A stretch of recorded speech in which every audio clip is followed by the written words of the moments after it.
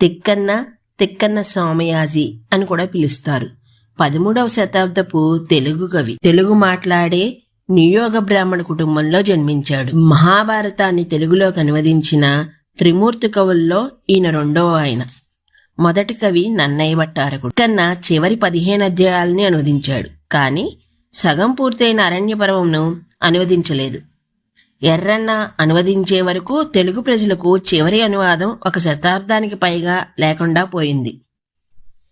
తిక్కన్న సోమయాగాన్ని పూర్తి చేసినందున తిక్కన్న సోమయాజి అని కూడా పిలుస్తారు.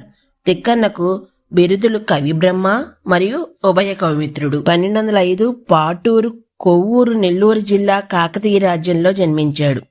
మరణించింది కూడా 1288వ సంవత్సరం. పాటూరు, కొవ్వూరు, నెల్లూరు జిల్లా కాకతీయ రాజ్యంలోనే మరణించారు. మరణించేప్పటికి ఆయన వయసు రమారమి 82 నుండి 83 సంవత్సరాలు ఉండవచ్చు. ఆయన కలం పేరు తిక్కన. ప్రముఖ రచన ఆంధ్ర మహాభారతం. ఆ సమయంలో సనాతన ధర్మం, శైవం మరియు వైష్ణవం అనే 2 వర్గాల మధ్య ఘర్షణ జరుగుతూ ఉండేది. తిక్కన శైవులకు మరియు వైష్ణవులకు శాంతిని కల్పించడానికి ప్రయత్నించాడు. తిక్కన తన రచనల సంక్షిప్తీకరణలో తిక్కన తన్ను తాను 2 రకాల కవులకు స్నేహితుడు అని పిలుచుకుంటాడు.